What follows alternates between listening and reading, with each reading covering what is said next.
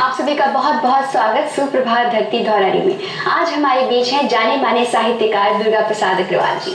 दुर्गा प्रसाद जी, आपकी एक पुस्तक आंखन देखी बहुत लोकप्रिय रही, तो अपनी उस पुस्तक के बारे में बताइए। ये पुस्तक लिखने का मौका मुझे अपनी अमेरिका यात्रा के दौरान मिला जी। जैसा मैं प्रारंभ में उल्लेख कर रहा था, मेरे 2 बच्चे हैं, एक बेटा एक बेटी। बेटी ने अपनी पढ़ाई यहाँ करने के बाद अमेरिका से इंजीनियरिंग की उच्च शिक्षा प्राप्त की और उसके बाद उसने वहीं नौकरी करना शुरू कर दिया। बेटी चाहती थी कि हम लोग अमेरिका घूम जाएं। हम लोग, तब मैं नौकरी में था, कोई 1 महीना अमेरिका घूम आए। कुछ समय बाद बेटी के परिवार में वृद्धि होने का मौका आया जी। तो हम लोगों को फिर अमेरिका जाने का और 6 महीना वहाँ रहने का मौका मिला। अब अमेरिका की जिस तरह की जिंदगी होती है वो हमारी जिंदगी से बड़ी अलग होती है जी। इसलिए अलग होती है कि बहुत ज़्यादा सामाजिकता नहीं और हमारा कोई सर्कल भी नहीं जी। बच्चे अगर आपको कहीं ले जाएं तो आप उनके साथ जाएं, वरना आप घर में रहें। तो हम लोग भी घर में रहते। मेरा समय पढ़ने लिखने में बीत जाता। कुछ पढ़ते लिखते हुए मैंने वहाँ की सामाजिक स्थितियों पर 2 टिप्पणियाँ लिख दी। एक दिन घर पर कुछ लोग मिलने आए तो मेरी बेटी ने कहा कि पापा आपने वो जो लिखा है वो इनको सुना दो। मैंने सुना दिया। मैंने भी कुछ सोच समझ कर नहीं लिखा था, बस अपने मन की प्रतिक्रियाएं लिख दी थी जी।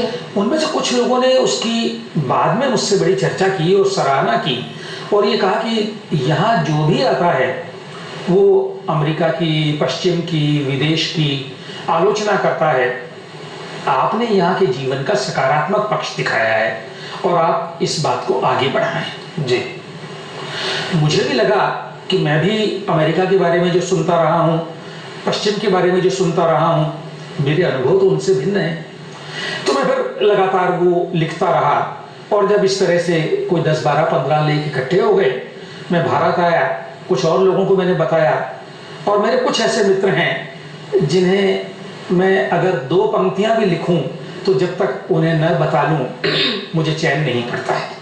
और ऐसे ही उनके साथ भी होता है। ऐसे दोस्त होते भी हैं जिनको बताए बिना हम कोई काम नहीं करते। हाँ, लेकिन साहित्य की दुनिया में तरुण ये बात बहुत विरल है और मैं तो क्योंकि साहित्य की दुनिया का ही प्राणी अब हो गया हूँ तो हमारे यहाँ ये तो चलता है, अरे बहुत महान है, बहुत अच्छा है, लेकिन अगर कहें कि अगर इसको आप ऐसा कर लेते तो ठीक होता तो आपकी दोस्तियां खत्म हो जाती। आलोचना से दोस्ती, आलोचना शायद कोई सुनना नहीं चाहता और मैं तो विषयांतर हो जाएगा, लेकिन क्योंकि आलोचना की दुनिया का ही प्राणी हूँ, मैंने बहुत सारे दोस्तों को ये करके खोया भी है और अब मैं धीरे धीरे कभी कभी आलोचना से बचने भी लगा हूँ कि दोस्ती ज़्यादा महत्वपूर्ण है। आप किसी रचना के बारे में कैसा महसूस कर रहे हैं वो कहने की क्या जरूरत है, कहने की क्या जरूरत है। लेकिन मैं उन दोस्त की बात कर रहा था। उस दोस्त से पहले मैं फिर से आंखन देखी पर लौटा हूँ तो मैंने वहाँ के सामाजिक जीवन में जो चीज़ें देखी, ये कोई पर्यटन वाली पुस्तक नहीं है कि ये यहाँ एम्पायर स्टेट बिल्डिंग है, यहाँ लास वेगस है और यहाँ ये है, ऐसे कुछ नहीं है। लेकिन वहाँ के सामाजिक जीवन में जो चीज़ें मुझे अच्छी लगी उन चीज़ों का मैंने इस किताब में उल्लेख किया है।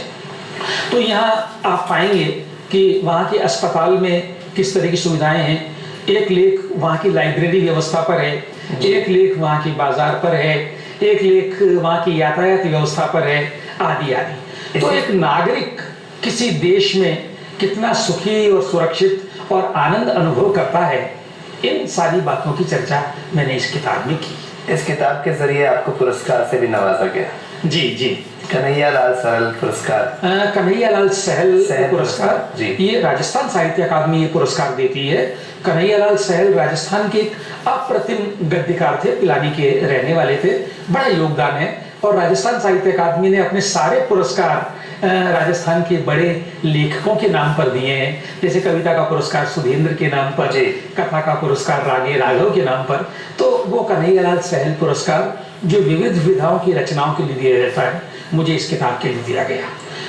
तो ये आपकी पहली जब अमेरिका यात्रा रही उर्वशी, उस दौरान जब आकर आपने आँखन देखी को सबके सामने रखा, उसके बाद में जब आँखन देखी हो गया, सब कुछ अमेरिका देखा भाला हो गया, फिर से आपकी अमेरिका की यात्राएं रही, उस दौरान भी फिर आपने कुछ लिखा, उसके बारे में बताएं।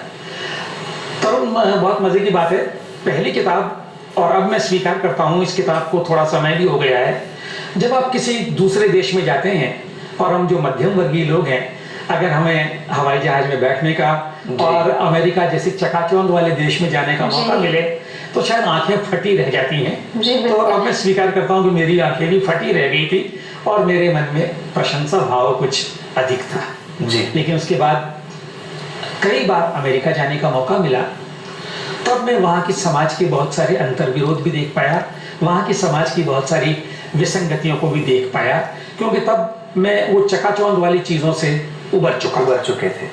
असल में हुआ ये कि बाद की यात्राओं में यहाँ के कुछ अखबारों ने, जिनमें मेरे मित्र लोग भी हैं, उन्होंने मुझसे ये आग्रह किया कि मैं वहाँ से नियमित रूप से उनके लिए कुछ लिखूं जी, कुछ चिट्ठी जैसा लिखूं, अमेरिका से चिट्ठी जैसा कुछ लिखूं जी।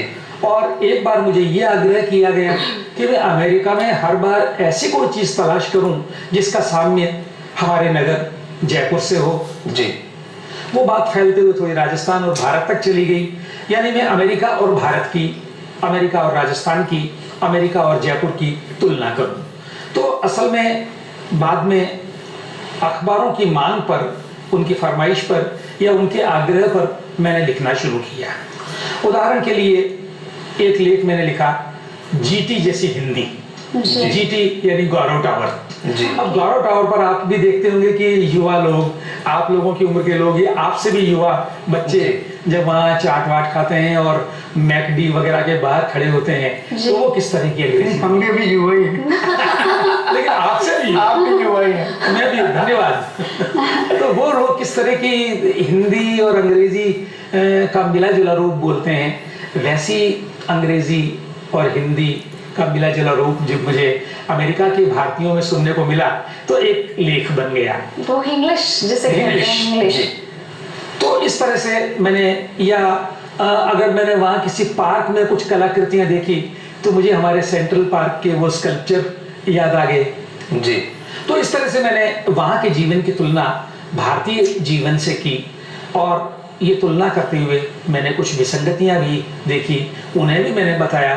तो इस दूसरी किताब में प्रशंसा का स्वर उतना मुखर नहीं है लेकिन तुलना का स्वर है और इस तुलना के कारण ही इस किताब का आवरण भी आप देखेंगे कि एक तरफ अमेरिका के एम्पायर स्टेट बिल्डिंग है, दूसरी तरफ हमारा अपना हवा महल है। तो मैं दोनों की तुलना इस किताब में कर रहा हूँ। जी, ये बहुत ही खूबसूरत बात है। ये जब हम बाहर जाते हैं तो उस दौरान कई बार जैसे होता है कि हमारा एक रूटीन है कि रोज़ाना हमें एक अभ्यास करना है शरीर को फिट रखने के लिए।